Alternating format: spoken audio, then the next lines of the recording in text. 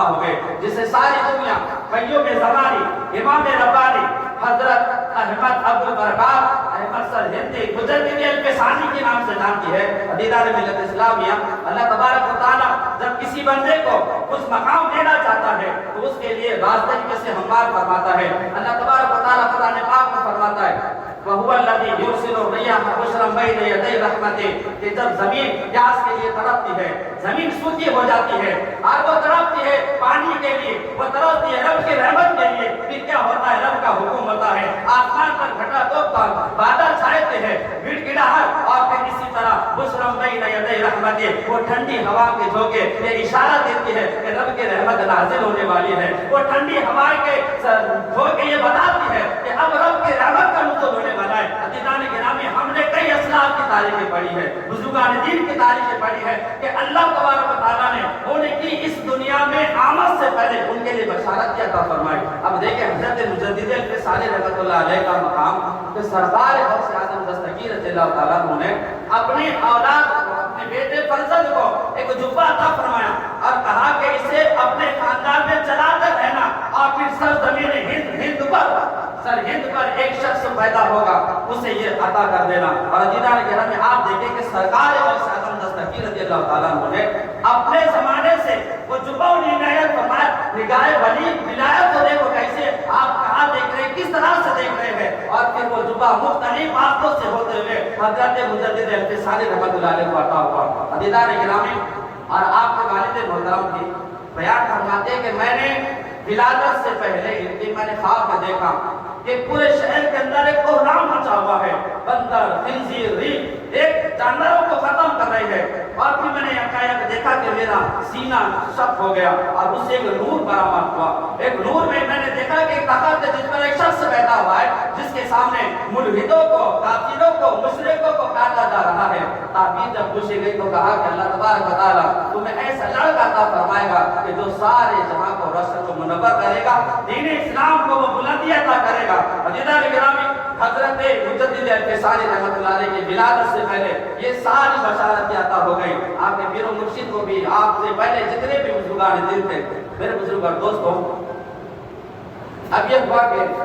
حضرت مجدد الفسانی رحمۃ اللہ علیہ کی ولادت مبارکہ جب ہوئی تو آپ نے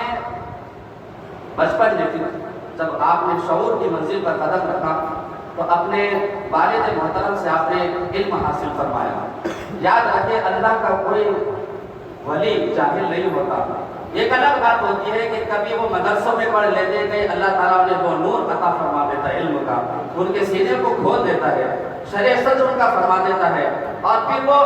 علم کے اس منزل پر فائز ہو جاتے ہیں کہ جہاں پر محنت کرتے ہوئے انسان نہیں پڑھتا، جہاں پر ان کا وہ معاملہ ہوتا ہے۔ عزیزان گرامی، حضرت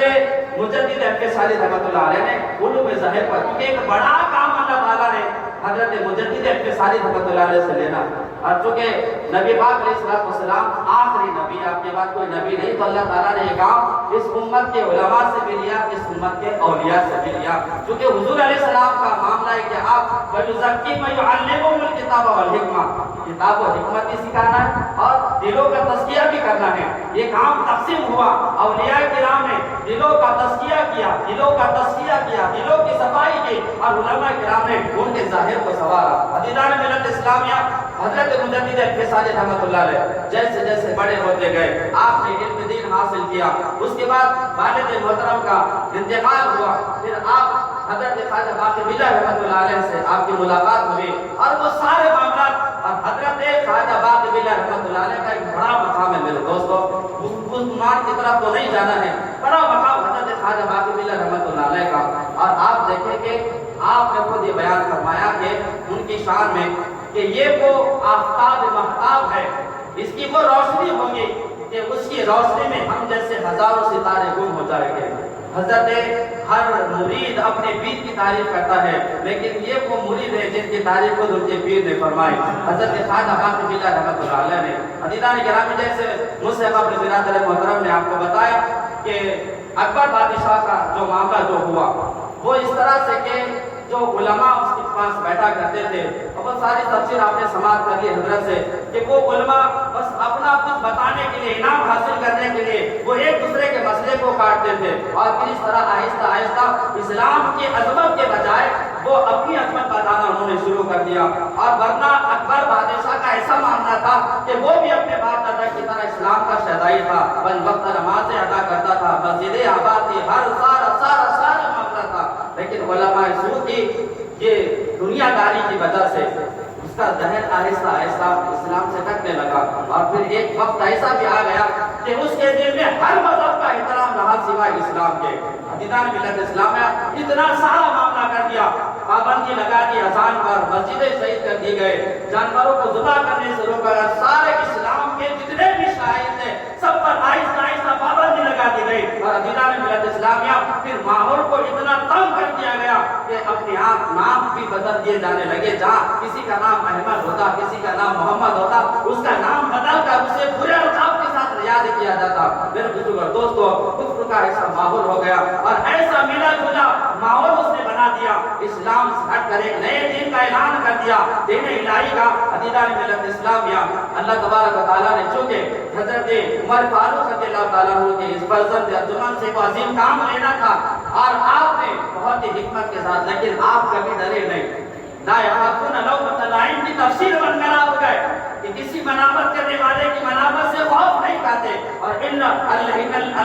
یبلغون رسالات اللہ ویخشونہ ولا یخشون احدا الا اللہ، جو اللہ کے دین کی تبلیغ کرتے ہیں وہ سوائے اللہ کے کسی اور سے نہیں ڈرتے۔ آئین جواب مرد حق کوئی بے باقی، اللہ کے شیروں کو نہیں آتے روبائی، تو نیم ان کے ٹھوکر سے صحرا کو دریا، سمٹ کر پہاڑ ان کے ہیبت سے رائی۔ اللہ تعالیٰ نے اس مرد مجاہد کو وہ مقام و مرتبہ دیا، اور عزیزان گرامی اکبر بادشاہ نے اتنی کوشش کر لی لیکن وہ حضرت مجدد الفسانی رحمۃ اللہ علیہ کو جھکا نہ سکا۔ اور عزیزان گرامی پھر یہ ہوا کہ آپ کا سارا معاملہ کہ حضرت مجدد الفسانی رحمۃ اللہ علیہ کے جو حلقہ ارادت میں آئے تھے، آپ انہیں اس طرح سے ان کی ظاہری باطنی ہر اعتبار سے ان کی تربیت فرماتے، اور پھر وہ علماء جو شیعوں کا بھی غلبہ وہاں پر ہوا۔ پھر ابو الفضل نامی ایک شخص تھا کہ جسے اپنے علم پر بڑا ناز تھا، بڑا غرور تھا، حضرت مجدد الفسانی سے وہ کہتا ہے کہ میں ابھی ایسی تفسیر لکھ رہا ہوں کہ جو بغیر نقطے والی ہے،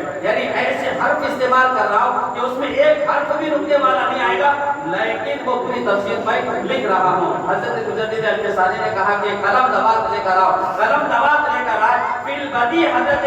مجدد الفسانی رحمۃ اللہ نے کئی صفحات تفسیر کی اسے وہی لکھ کر بتا دیے، وہ حیرت میں پڑ گیا اور حیرت کا پتلا بن گیا کہ اتنے اوراق لکھنے کے لیے مجھے سالوں سال لگ گئے، وہ وقت تک وہ، اور حضرت مجدد الفسانی نے چند منٹوں کے اندر وہ سارا کام کر دیا۔ میرے بزرگ دوستو، اللہ تعالیٰ جسے چن لیتا ہے اس کا شرع صدر فرما دیتا ہے، اس کے سینے کو وہ کھول دیتا ہے۔ اور آپ دیکھیں کہ اللہ تعالیٰ نے، اللہ کی وہ ذات ہے جو جسم سے، جسمانیت سے، بدن سے، بدنیات سے، سارے چیزوں سے پاک ہے، اللہ جہاد سے، سمت سے، ہر چیز سے پاک ہے، لیکن اللہ تعالیٰ نے اپنا مظہر بنایا، اپنے محبت کا مظہر بنایا۔ آقا دو جہاں صلی اللہ علیہ وسلم جب خانہ کعبہ کا طواف کر رہے تو صحابہ کرام کو روک دیا اور کہا کہ حجر اسود کو چومو۔ حجر اسود کو چومنے لگائے اور فرمایا کہ حجر اسود اللہ کا ہاتھ ہے، ایک تشبیہ، لیکن اللہ تبارک و تعالیٰ، میں نے آپ کو بتایا، اللہ جسم جسمانیت سے بالکل پاک ہے۔ اللہ تعالیٰ کی محبت کا ایک مظہر ہے، مذہب ہے، بس اس سے محبت کا اظہار ہوتا ہے۔ تو آقا دو جہاں صلی اللہ علیہ وسلم نے فرمایا کہ اسے چومو، یہ اللہ کا ہاتھ ہے، جو اس کو چومے گا یہ قیامت کے دن اس کے ایمان کی وہ گواہی دے گا، حجر اسود بزبان فصیح کہے گا اے اللہ یہ مومن ہے، اللہ یہ مومن ہے، اللہ یہ مومن ہے۔ تو دیدار گرامی حضرت مجدد الفسانی رحمۃ اللہ علیہ یہ بیان فرماتے ہیں کہ دیکھو اس حجر اسود میں یہ کمال تھا، میں نے تو نام مصطفیٰ میں وہ کمال دیکھا کہ جب بھی مصطفیٰ کا نام لیا میرے سامنے سے نورانی حجابات ہو گئے، وہ سارے حجابات جو بڑے قدوکاویش کے بعد، بڑے مجاہدے کے بعد وہ نورانی حجابات ہوتے ہیں، وہ نام مصطفیٰ لینے سے ہی میرے سامنے کو سارے حجابات ہو گئے۔ اور پھر اپنے مریدوں کو یہ بتایا کہ جب نام مصطفیٰ میں یہ معاملہ ہے تو ذات مصطفیٰ کا کیا معاملہ ہے۔ شیخ الاسلام علی جب بیان فرماتے ہیں کہ بحثت آدم گئی نام شیل اولاد سے اور مردے زندے ہو گئے تاثیر نام پاک سے۔ نام پاک میں یہ تاثیر ہے تو ذات مصطفیٰ میں کیا تاثیر ہوگی۔ حضرت مجدد الفسانی رحمۃ اللہ علیہ نے وہ آپ کو اللہ نے جو مقام مجدد دیا تھا، آپ نے ہر اس راستے کو روک دیا جو راستہ اسلام کے خلاف جاتا تھا، اور اس پتھر کو آپ نے روکا جو اسلام کے صدر پہ آتا تھا، اور اور عزیزان ملت اسلامیہ، آپ کے پیر مرشد نے بیان فرمایا کہ میں سمرقند، بخارا، فلاں شہروں میں گیا، کئی بیج میں نے اکٹھے کیے، اب وہ سارے بیجوں کو میں نے سرہند کے اندر کاشت کر دیا۔ ان بیجوں کے اندر ایک بیج ایسا ہوگا کہ جب وہ زمین کو پاڑ کر جب نکل جائے گا، ایک بڑا تناوار درخت بن جائے گا، اور اللہ تبارک و تعالیٰ اس سے ایک جہاں کو فیضیاب فرمائے گا۔ حضرت مجدد الفیصانی رحمۃ اللہ علیہ کا یہ مقام تھا۔ عزیزان گرامی، علوم ظاہر میں بھی، علوم باطن میں حضرت مجدد الفیصانی رحمۃ اللہ علیہ کی کوئی مثال بیان نہیں کر سکتا۔ آپ نے وحدت الوجود اور وحدت الشہود کے بارے میں بہت مختصر لیکن جامع انداز میں حضرت نے بیان آپ کو فرما دیا۔ عزیزان گرامی، اب یہ ہوا کہ اکبر بادشاہ کے مرنے کے بعد جب اس کا بیٹا جہانگیر جب تخت پر جب آیا، چونکہ اس کے اطراف میں ایسے لوگ تھے جو کان بھرنے والے تھے، جو بدگمانی پیدا کرنے والے تھے،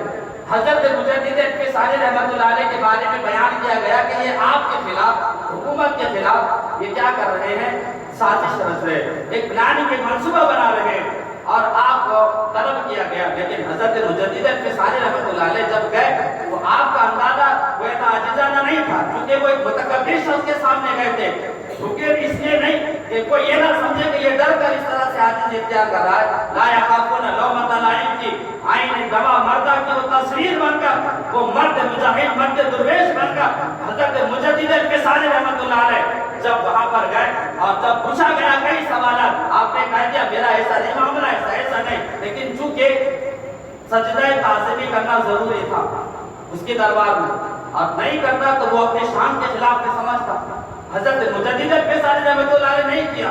اور پھر یہ ہوا کہ اس نے اپنی شان گھٹی بھی محسوس کی، تو کئی پہلوانوں کو لگایا کہ ان کا سر کو جھکا دے، لیکن ان کے سر کو وہ جھکا نہ سکے۔ عزیزان گرامی، کھڑکی بنائی تاکہ کم سے کم سر جھکا کر آ جائے، لیکن مجدد الفیصانی رحمۃ اللہ علیہ نے اپنا قدم ڈالا، بتایا تو اللہ کے خلاف میں جاتے ہیں، ان کی جگہ قدموں میں ہوتی ہے۔ مجدد الفیصانی رحمۃ اللہ علیہ اس کے سامنے نہ جھکے، جب اس نے دیکھا کہ کسی طرح سے بھی یہ ماننے کے لیے تیار نہیں، تو پھر کیا ہوتا ہے، باطل جب دلائل سے ہار جاتا ہے، باطل جب براہین سے ہار جاتا ہے، اس کے بعد جب کوئی ثبوت نہیں ہوتا، اس کے بعد جب کوئی دلیل نہیں ہوتی، وہ اپنی طاقت کا ناجائز فائدہ اٹھانے کی کوشش کرتا ہے۔ اسی کو اختیار کرتے ہوئے حضرت مجدد الفیصانی رحمۃ اللہ علیہ کو جیل میں بند کر دیا گیا۔ عزیزان گرامی، اللہ کے نیک بندوں کا معاملہ ایسا ہوتا ہے، وہ زمین پر بھی ہو فیض پہنچاتے ہیں، زمین کے نیچے ہو تو بھی فیض پہنچاتے ہیں، ماحول میں ہو تو بھی فیض پہنچاتے ہیں، جیل میں ڈالے گئے تو بھی فیض پہنچاتے ہیں۔ اب یہ ہوا کہ حضرت مجدد الفیصانی رحمۃ اللہ علیہ جب جیل میں گئے، وہاں پر مجرم تھے، کوئی کسی جرم میں قید تھا، کوئی کسی گناہ میں قید تھا، کوئی کسی چیز کا قصوروار تھا۔ اب یہ ہوا کہ جہانگیر جو تھا اس نے خواب میں دیکھا کہ کوئی اس کے تخت کو پلٹ رہا ہے، بڑا حیران پریشان ہوا۔ نبی پاک علیہ السلام نے بھی اپنے زیارت اسے کروائی اور اشارہ دے دیا حضرت مجدد الفیصانی رحمۃ اللہ علیہ کے رہائی کی طرف۔ یہ ہوا کہ جہانگیر نے جب آنکھ کھولی تو اس نے یہ فیصلہ کیا کہ حضرت مجدد الفیصانی رحمۃ اللہ علیہ کو رہا کر دیا جائے، لیکن آپ نے اپنی ذات کو ترجیح نہ دی۔ آپ نے کہا کہ میرے باہر نکلنے سے پہلے تجھے یہ فرمان جاری کرنا ہوگا کہ جتنے مساجد تعین کر دیے گئے اسے اثر نو آباد کرنا ہوگا، اذانوں پر پابندی کو ختم کرنا ہوگا، شعار اسلام کو دوبارہ زندہ کرنا ہوگا۔ عزیزان ملت اسلامیہ، وہ سارے فرامین پر اس جاری کروانے لگائے، اور حضرت مجدد الفیصانی رحمۃ اللہ علیہ جب اندر جیل میں جب ڈالے گئے تو آپ کا نیت تنہا تھے، لیکن آپ نے وہاں پر جا کر مجرموں کی اصلاح فرمائی، ان کا تزکیہ قلب کیا، ان کے تزکیہ قلب کیا، ان کو بتایا کہ زندگی کیا ہے، انہیں بتایا آخرت کیا ہے۔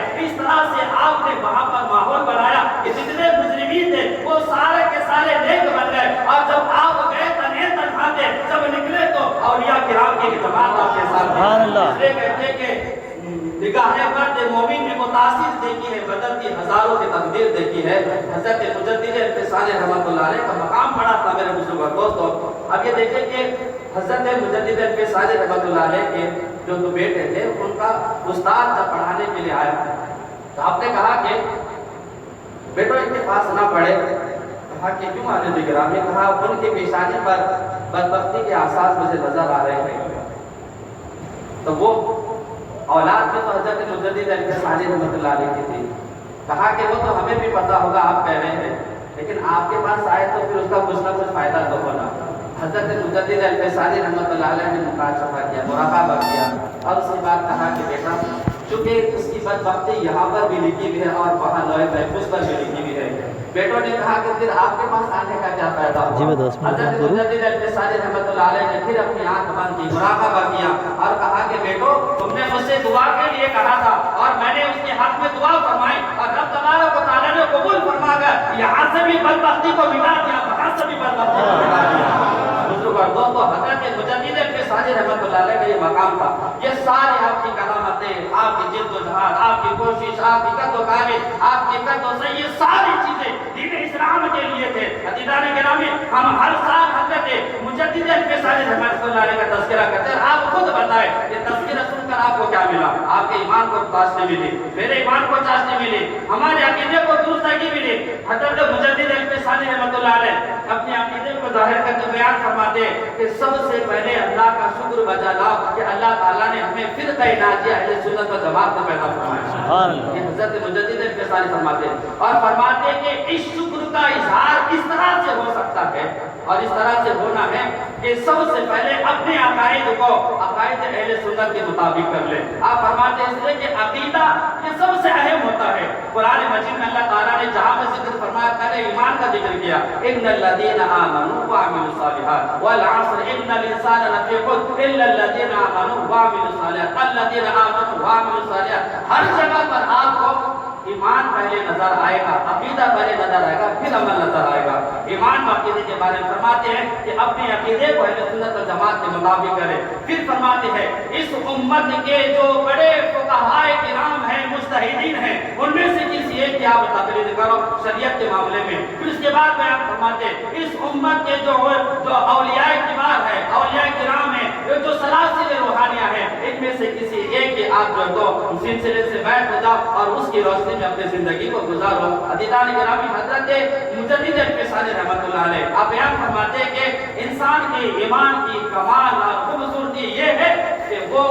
نبی پاک علیہ السلام کی اتباع میں سنتوں میں اپنی زندگی کو گزارے۔ اور آپ کے سوال حیات لکھنے والے بیان کرتے ہیں کہ حضرت مجدد الفیصانی رحمۃ اللہ علیہ اپنے قول میں، اپنے فعل میں، اپنے اٹھنے بیٹھنے، کھانے پینے، سونے جاگنے، ہر وقت کی دعائیں آپ پڑھا کرتے تھے۔ اہل سنت و جماعت کا مطلب آپ دیکھو کہ ہم اگر سنی اگر یہ دعائیں میں پڑھی، ہم یہ سمجھتے کہ مکتب میں بچے میں مکتب میں جا کر بچے نے پڑھ لیا بات ختم ہو گئی، نہیں، اسے اپنی زندگی میں بھی لے کر آنا ہے۔ اور حضرت مجدد الفیصانی رحمۃ اللہ علیہ کہ جتنے مریدین ہیں سب بیان فرماتے ہیں کہ آپ کوئی دعا کو نہیں ترک کرتے، کھانے کے لیے، پینے کے لیے، کوئی دعا کو آپ نہیں چھوڑتے، ہر دعا کو تو بیان فرماتے ہیں۔ اور آپ ہمیشہ یہ بیان فرماتے تھے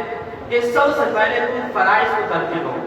پھر واجبات کو، سنتوں کو، یہ فرائض واجبات سنتوں کے بعد پھر جو معاملہ ہے تم وہ کرو۔ اور حضرت خواجہ عبید اللہ راز رحمۃ اللہ علیہ بیان فرماتے ہیں کہ اگر کوئی مجھے دنیا کے سارے کمالات دے کر مجھ سے ایک سنت چھین لے تو میں اسے ہرگز قبول نہیں کروں گا، اس لیے کہ نبی پاک علیہ السلام کی سنتوں پر اور آپ کی اتباع کرنا یہ کیا ہے؟ ایک زمانہ اتباع مصطفیٰ بہتر از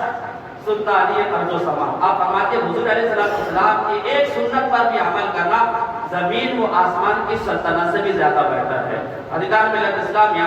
حضرت مجدد الفیصانی رحمۃ اللہ علیہ کے عقائد کا معاملہ دیکھو کہ پورے عقائد اہل سنت والجماعت کے، اور آپ نے کو نفیس نکات بیان فرمائے کہ پڑھ کر دل اشک اشک ہو جاتا ہے اور ایمان کو چاشنی ملتی ہے۔ جب آپ سے حضور علیہ السلام کے نور و بشر کے بارے میں بیان کیا گیا تو آپ نے فرمایا کہ یہ تو ایک اعتراض کیا جاتا ہے اور اہل سنت والجماعت کے علماء کہ ہم انبیاء کو بشر نہیں مانتے، ایسا نہیں۔ قرآن پاک میں ان کی بشریت ہے، لیکن بشر اس طرح سے عام بشر کی طرح نہیں، جیسے کتابوں میں لکھا جاتا ہے، بیان کیا جاتا ہے۔ نبی پاک علیہ السلام کی سیرت کو آج کل ایسا بیان کیا جا رہا، اتنی تکلیف ہوتی ہے دوستوں کہ ہمارے بھتیجے بھانجے بھی اسکول میں پڑھتے، کئی اور جگہ پر پڑھتے، اسکول کالج وغیرہ میں، تو وہاں پر یہاں تک کہ ٹیوشنوں میں بھی یہ بدعقیدی پھیلائی جا رہی ہے کہ حضور علیہ السلام کو بالکل عام انسان کی طرح بیان کرتے ہیں، وہ بھوکے تھے، وہ پیاسے تھے، ایسا ہم یہ بیان کرتے، ہم یہ کہتے ہیں کہ تم سیرت مصطفیٰ اگر سننا ہے علماء اہل سنت سے سنو، جہاں تم بچوں کو یہ بتا رہے ہو کہ حضور علیہ السلام نے خاکہ پیشی کی، وہاں تم یہ بھی تو بتاؤ کہ میرے آقا نے ایک پیالے میں اپنے انگلیوں کو ڈبایا تو 1500 سال پہلے اسے پی لیا۔ نہیں، آپ نے یہ بتایا کہ حضور علیہ السلام نے 3 دن تک کھانا نہیں کھایا، تم یہ دعا میں ڈال ان کے برتن میں ڈالا سارے لشکر نے کھانا کھا لیا تو یہ بھی تو بتاؤ تم جا نبی پاک علیہ السلام کو یہ بتا رہے ہو کہ آقا علیہ السلام نے بکریاں چلائی تم یہ بتا دو یہ بھی تو بتاؤ کہ بیت المقدس میں تمام انبیاء کی امامت فرمائی آقا علیہ السلام کی جب تم سیرت بیان کرتے ہو تو اس انداز میں کرو کہ سننے والے کے دل میں عظمت آنا چاہیے اور آج یہی ہمارے پاس یہ تو ظاہر سی بات ہے جب ہمارے اندھیرے ہو کا ہمارے چراغ ڈلے تو ظاہر سی بات ہے کلمہ پڑھنے والے جب نبی کی ایسی بات بیان کریں گے تو دوسروں کو تو ظاہر سی بات ہے موقع ملے گا اور موقع مل رہا ہے اس طرح سے ہم دیکھتے ہیں ہمارے لیے تو بڑی شرم سے ڈوب مرنے کی بات ہے کیا کہ دو جہاں صلی اللہ علیہ وسلم کے بارے میں اس طرح سے بے باک الفاظ کے اندر بولا جا رہا ہے حدیثان گرامی حضرت مجدد الفسان رحمۃ اللہ علیہ تو کہا گیا کہ آقا علیہ السلام بشر ہے لیکن بشریت کے لباس میں آپ آئے لیکن وہ آپ دیکھیں کہ آپ فرماتے ہیں کہ حضور نور بھی ہے اور حضور کا نور اتنا نفیس ہے کہ آسمان کے فرشتوں کی نورانیت حضور علیہ السلام کی بشریت کے گرد تک بھی نہیں پہنچ سکتی میرے دوستو حضرت مجدد الفسان رحمۃ اللہ علیہ کا تذکرہ بس ایسا ایک بحر ایک ایسا سمندر ہے جس کا کوئی کنارہ نہیں ہے اس کی موت یا برچونتے جاؤ چند باتیں آپ حضرات کے گوش گزار کر لیکن آخری میں یہ بات میں آپ سے کہوں گا میرے دوستو کہ ہم نے قرآن مجید میں اصحاب کہف کا جب واقعہ پڑھا تو اس میں دیکھا کہ وہ کتا جو وہ اولیاء کرام کے ساتھ ہو گیا اصحاب کہف کے ساتھ یہ ہوا کہ وہ کتا جو ان کے ساتھ جب ہونے لگا تو آپ وہ ولیوں میں سے کسی نے کہا کہ اسے ہٹا دیا جائے ورنہ اس کی بھوکنے کی وجہ سے بادشاہ کے کاریوں کو اس کا علم ہو جائے گا حدیثان گرامی یہ ہوا کہ اللہ تعالیٰ نے اسے قوت گویائی عطا فرمائی اور اس نے کہا کہ میں کتا تو ہوں لیکن بھوکنے والا کتا نہیں ہوں میں خاموش رہنے والا ہوں اب یہ ہوا کہ وہ کتا گیا اب اللہ تعالیٰ نے انہیں سلا دیا کتنے 300 سال سے بھی زائد اللہ تعالیٰ قرآن پاک میں ارشاد فرماتا ہے کہ وکل کو مقصد ذرائع بالوسیل کہ ان کا وہ کتا بھی اس شہر کے اندر بیٹھا ہوا ہے اللہ فرماتا ہے وَنُقَلِّبُهُمْ ذَاتَ الْيَمِينِ وَذَاتَ الشِّمَالِ کہ ہم اپنے ان بندوں کو کروٹیں بدلواتے ہیں کبھی دائیں طرف بدلاتے ہیں کبھی بائیں طرف بدلاتے ہیں تو جہاں پر اللہ تعالیٰ نے ان اولیاء کرام کا ذکر فرمایا وہاں پر اس کتے کا بھی ذکر ہوا اس کی تعداد کے بارے میں جب بائیں بات ہوئی وَيَقُولُ خَمْسَةٌ وَسَادِسُ الْقَلْبُ اس طرح سے بات ہوئی تو حدیثان گرامی بزرگان دین یہ نقطہ بیان فرماتے ہیں کہ بھوکنا یہ کتے کی فطرت میں شامل ہے تو ایک کتا جب اولیاء کرام کی سنگت کو اختیار کر کے جب وہ اپنی فطرت کو چھوڑ سکتا ہے تو ہم اولیاء کرام کے ماننے والے ہم اپنے خدا کو کیوں نہیں چھوڑ سکتے جب ہماری نسبتیں جب بزرگان دین سے ہوتی ہے ہمارا تعلق جب اولیاء کرام کے ماننے والوں سے ہوتا ہے دنیا ہمیں غلام اولیاء کہتی ہے اولیاء اللہ کے چاہنے والا کہتی ہے ایک کتا